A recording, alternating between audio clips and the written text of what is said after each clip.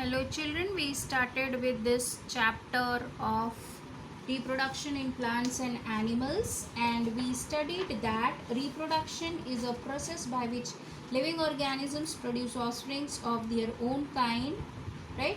We studied two modes of reproduction as asexual and sexual reproduction. Asexual reproduction is a type of reproduction by which offsprings are produced by division or differentiation of single parent body. Under asexual reproduction in plants, we studied that it takes place by spore formation, fragmentation, and vegetative propagation. In vegetative propagation, we studied that natural vegetative propagation in plants takes place by the help of root, stem, and leaves, whereas artificial vegetative propagation takes place by the involvement of man, and it involves processes like cutting, layering, grafting, and tissue culture. After that, we studied asexual reproduction in other organisms like hydra and yeast. It takes place by budding, and in bacteria and amoeba it takes place by fission. Okay, so all these things we have already studied in this part of the chapter. Next we will be going to the sexual reproduction in plants, right? Basically, sexual reproduction is a type of reproduction in which new organisms are formed by the fusion of specialized reproductive cells called gametes born by two different parents. Okay, so under sexual reproduction we find that it takes place by the formation of special cells called as gametes by the male and the female reproductive part, right? Yeah, so we will be starting with the sexual reproduction in plants. Sexual reproduction in plants will be involving the production of male and female gamete by the male reproductive part and the female reproductive part of the plant. Okay, so coming to the flower is called as the reproductive organ of the plant. Okay, or you can say sexual reproduction in plant takes place with the help of special structure called as the flower. Okay, so flower helps in the reproduction in the plants. Okay, so first we will be studying the different parts of the flower. A typical flower has four different parts called as whorls. So the whorls are calyx, corolla, androecium and gynoecium. Okay, so these are the four different parts of the flower. With the help of a diagram, we will be studying the different parts in detail, plus we will be studying what is their function, right? Understanding? So the diagram, yeah. So here we are having a typical flower diagram. This is the stalk of the flower, which is called as the pedicel, right? With the help of the stalk, the flower remains attached to the plant. At the tip of the pedicel, you find a swollen, flat or cup-like structure present called as the thalamus or the receptacle. In your book, the word thalamus has been mentioned.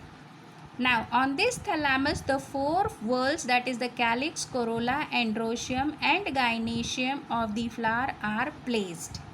Okay, so all the four whorls of the flower are arranged in a proper sequence on the thalamus.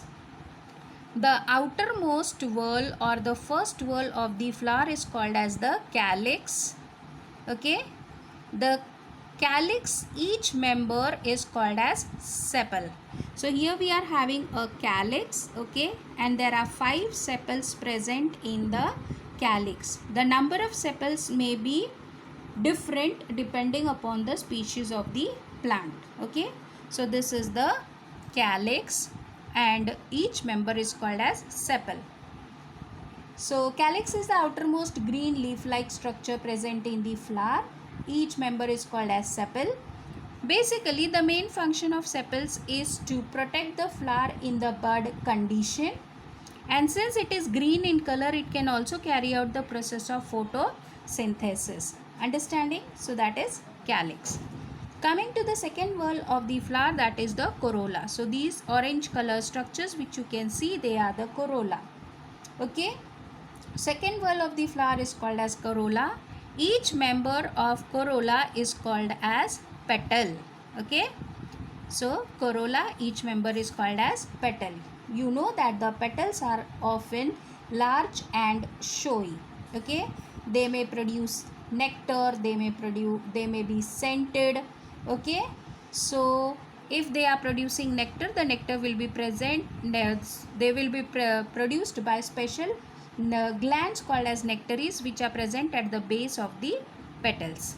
Okay, and since the petals are large and showy and attractive, that is why they attract the insects for the process of pollination. Okay, very important process for the reproduction to take place, right? So the second whorl of the flower, that is the corolla, and each member called as petal, they are attractive to attract the insects for the process of pollination. Then comes the third member of the flower, that is the androecium. Each member of the androecium is called as stamen. Okay, the androecium is called as the male reproductive whorl of the flower. Okay, and as you can see in this diagram, okay, each stamen has two parts, the filament and the anther. Okay, the filament and the anther. Anthers are of more importance because they are the structures which will be producing the pollen grains. Okay, the anthers will be producing the pollen grains, and within the pollen grains the male gametes are present. Understood?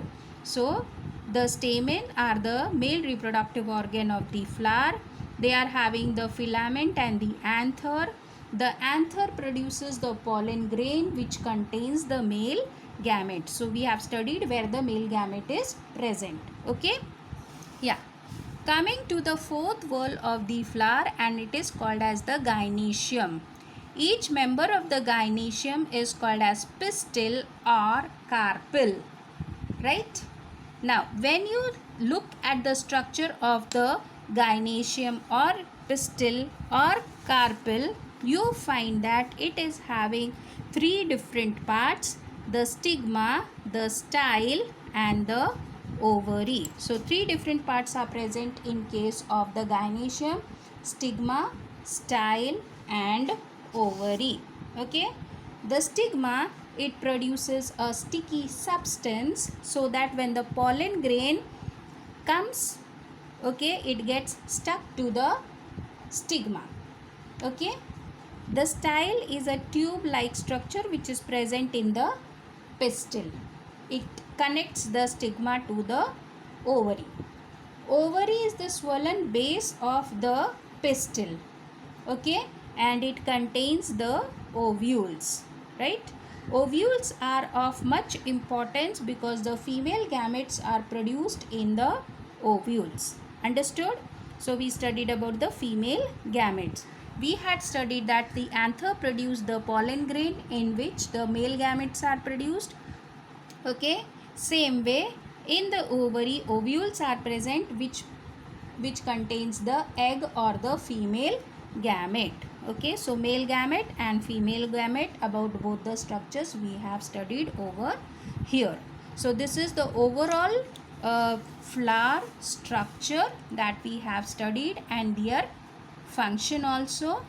Okay, the function of the male gamete, the function of the androecium is to produce the male gamete, and the function of the gynoecium is to produce the female gamete. Okay, so once again we will just go through all these structures. Okay, so calyx, outermost green whorl, it protects the flower in bud condition. It also carries out the process of photosynthesis. Corolla, second whorl of the flower. Okay, since it is attractive, it attracts the insects for pollination. Androecium, the male reproductive part of the flower. Okay, it has two parts, filament and anther. Inside the anther, the pollen grains are produced, and the pollen grain carries the or contains the male gamete. Then gynoecium, it is the female reproductive part of the flower. Three parts are there: stigma, style, and ovary. Ovary produces the egg or the female gamete. Understanding? Yeah. So these were the different parts of the flower, right? Basically, when you talk about the flower may be of two different types, bisexual flower and unisexual flower. Bisexual flower are the flowers in which you will be finding the stamen and carpel both to be present. Example is hibiscus, mustard. Okay, in these type of flowers you will be having the stamen and carpel, that is the male reproductive organ and the female reproductive organ both to be present. When you talk about the unisexual flower, it is a type of flower in which only the stamen or only the carpel will be present, both will not be present. Okay, so if the stamen is present, it will be called as male flower. If the carpel is present, it will be called as the female flower. So in case of unisexual flowers, it will be either a male flower or it will be a female flower. Examples of unisexual flower are papaya, cucumber, etc. Understood?